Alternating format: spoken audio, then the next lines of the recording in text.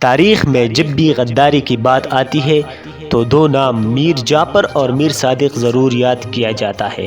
یہ دو غدار کون تھے؟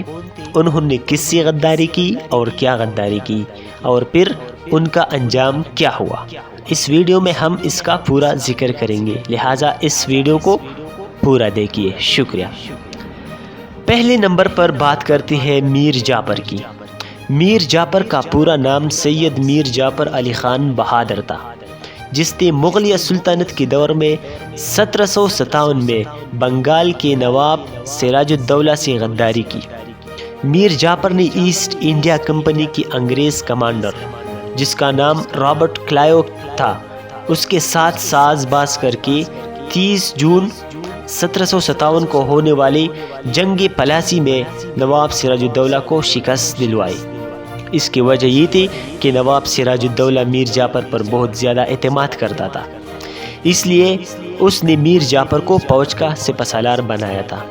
لیکن چونکہ میر جعفر ایک لالچی اور بے ضمیر انسان تھا، اور اس کے ساتھ ساتھ میر جعفر کے پاس سپہ سالاری کا عہدہ بھی تھا، لہٰذا انگریزوں نے غداری کے لیے اس کا انتخاب کیا، اور وہ انگریزوں کی امیدوں پر پورا بھی اترا، کیونکہ جنگی پلاسی میں سراج الدولہ کی فوج کی تعداد 5000 تھی، جبکہ انگریز فوج کی تعداد صرف 3000 تھی۔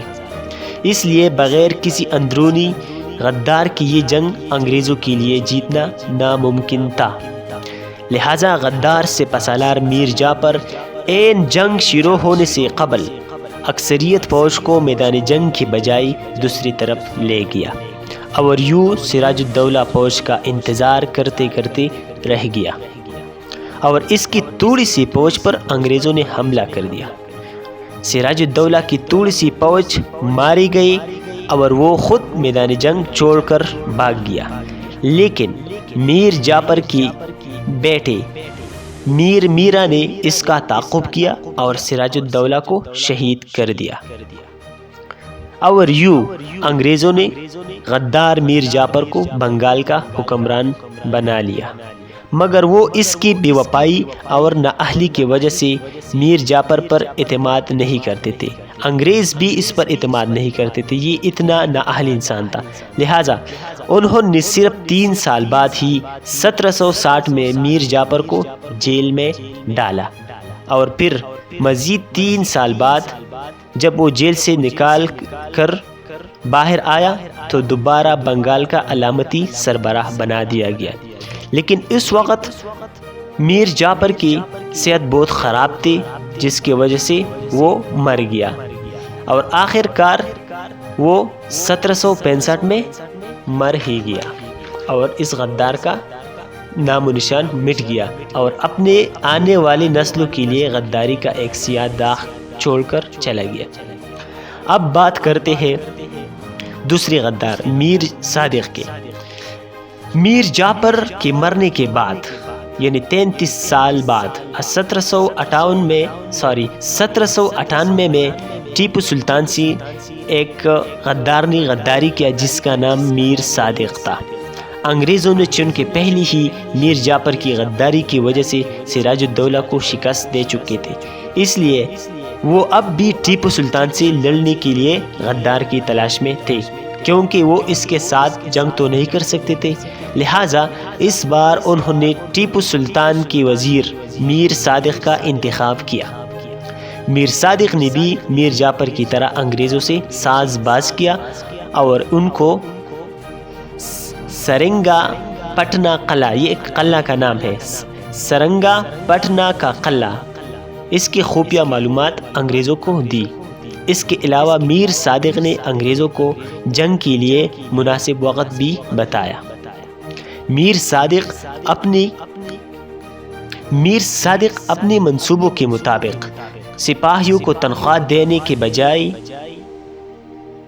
اس نے سپاہیوں کو قلعے کی حفاظتی پوزیشن سے ہٹا کر دوسری طرف لے گیا، مطلب سپاہیوں کے ساتھ دھوکہ کیا کہ ہم آپ کو تنخواہ دے رہے ہیں، اس کو بہانہ بنا کر وہ حفاظتی پوزیشنوں سے سپاہیوں کو ہٹا دیا گیا۔